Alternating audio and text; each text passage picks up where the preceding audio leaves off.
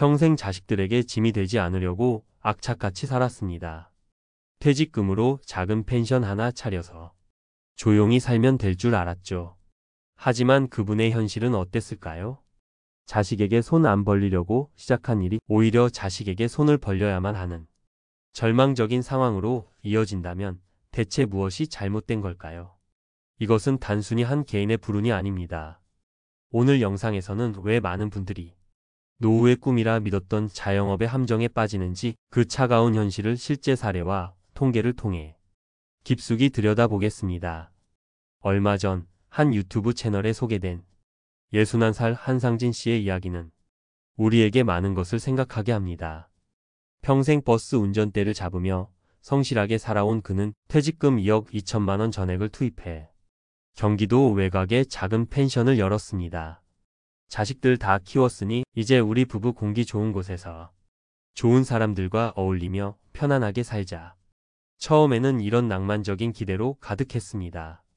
하지만 현실의 문을 열자 기다리고 있던 것은 꿈이 아니었습니다. 생각보다 손님은 뜸했고 낡은 시설을 보수하는 비용, 겨울철 난방비, 각종 공과금은 매달 통장을 위협했습니다. 설상가상으로 주변에 더 세련되고 깨끗한 펜션들이 들어서면서 가격 경쟁까지 해야 했습니다. 결국 2년도 채 버티지 못하고 폐업을 결정했지만 그의 손에 남은 것은 불어난 빚과 깊은 상처뿐이었습니다. 자식에게 손 안 벌리려다 오히려 빚만 늘었다. 는 그의 한탄은 과연 그 한 사람만의 이야기일까요?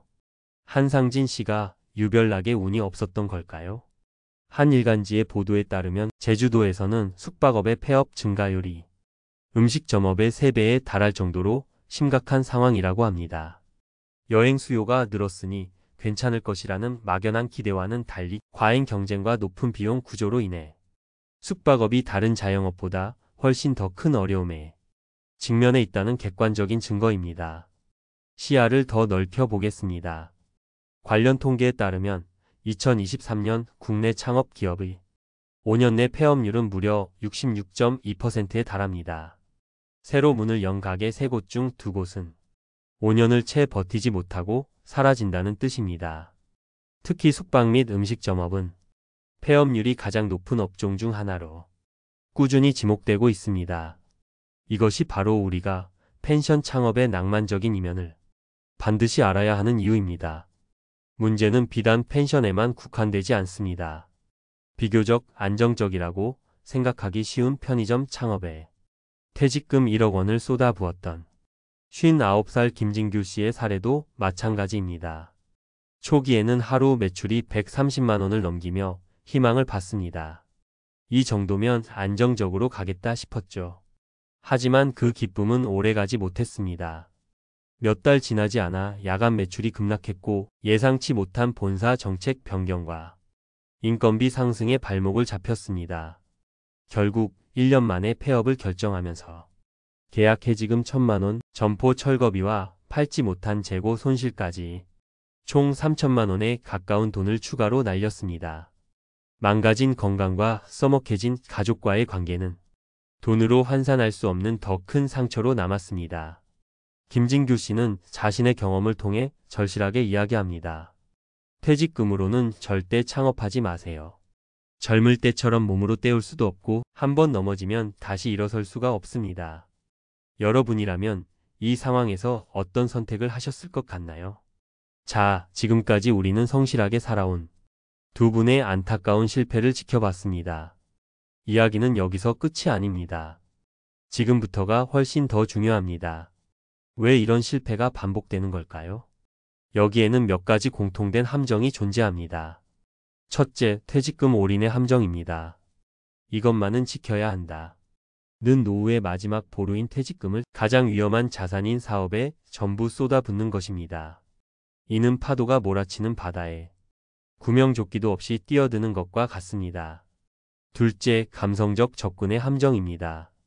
공기 좋은 곳에서 사람들과 어울리며 같은 낭만적인 기대에 기댄 채 철저한 상권 분석, 예상 수익, 고정 비용과 같은 현실적인 사업 계획을 소홀히 한 것입니다. 사업은 감성이 아니라 냉정한 숫자로 말합니다. 셋째, 숨겨진 비용의 함정입니다. 눈에 보이는 창업 비용만 생각했지 사업이 부진할 때 매달 내야 하는 건강보험료나 각종 세금, 그리고 나중에 폐업할 때 드는 비용까지는 계산하지 못한 것입니다. 이 보이지 않는 비용이 결국 발목을 잡게 됩니다. 그렇다면 정말 대안은 없는 걸까요? 아닙니다. 지금부터가 진짜 중요합니다. 절망이 아니라 준비를 이야기할 시간입니다. 첫 번째 대안은 퇴직금을 사업 자금이 아닌 노후 자금으로 지키는 것입니다. 이것은 가장 중요하고 기본적인 원칙입니다. 퇴직금은 사업 미천이 아니라 내 남은 인생을 지켜줄 마지막 보루입니다. 퇴직금을 일시금으로 받아 창업에 뛰어들기 전에 반드시 IRP 계좌로 이전하여 관리하는 것을 진지하게 고민해 보셔야 합니다. IRP 계좌를 통해 연금으로 수령할 경우 일시금으로 받을 때 내는 퇴직소득세를 최대 30%에서 40%까지 절감할 수 있습니다.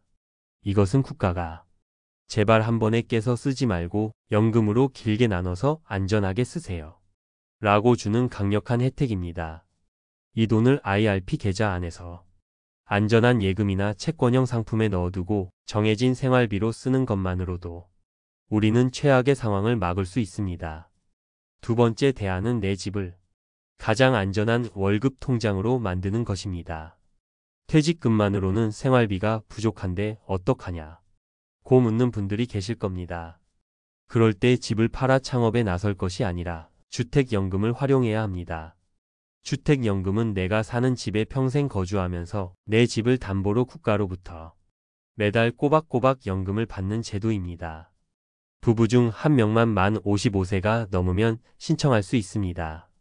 만약 나중에 집값이 오르더라도 내가 받는 연금액은 줄지 않고 반대로 집값이 떨어지더라도 국가는 약속된 연금을 평생 보증합니다. 내가 받은 연금 총액보다 집값이 더 비싸다면 그 차액은 자녀에게 고스란히 상속됩니다. 사업 실패로 집까지 날릴 위험을 감수하는 것과 내 집에 안전하게 살면서 매달 월급을 받는 것. 어떤 것이 더 현명한 선택일까요?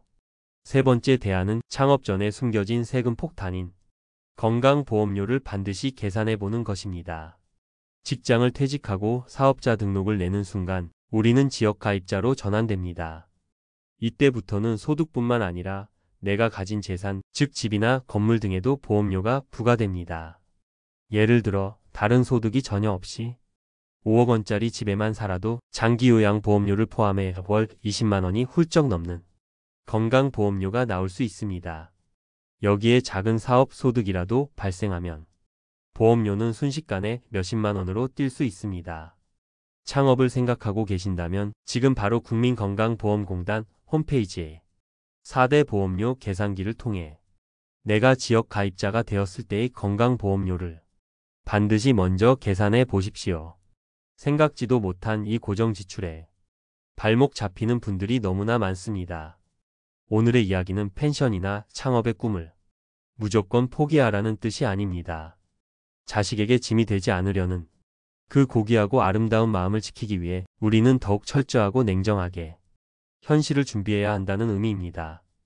퇴직금은 내 노후의 버팀목으로 단단히 지키고 주택연금과 국민연금으로 기본적인 현금 흐름을 확보한 후 그럼에도 여유 자금이 있다면 그때 작은 규모로 시작해도 결코 늦지 않습니다.